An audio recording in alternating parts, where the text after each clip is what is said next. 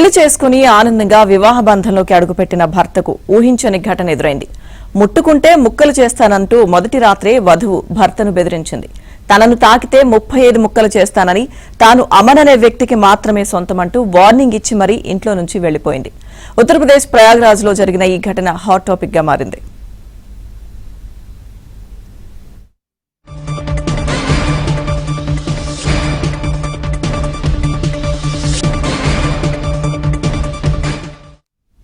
ప్రయాగ్రాజ్ లోని కెప్టెన్ నిషాద్ కు సితారతో ఏప్రిల్ 29న వివాహం జరిగింది.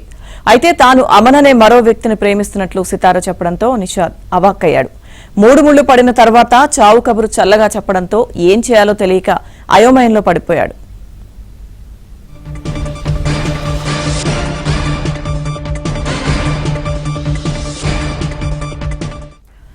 కాగా అమన్ సితారకు బావ అని తెలుస్తోంది. వారిద్దరూ రిలేషన్ లో ఉన్నట్లు సమాచారం. వీరి పెళ్లికి సితార తల్లిదండ్రులు ఒప్పుకోలేదని, దీంతో బలవంతంగా పెళ్లి చేసుకున్న సితార ఇంతకు తెగించినట్లు తెలుస్తోంది.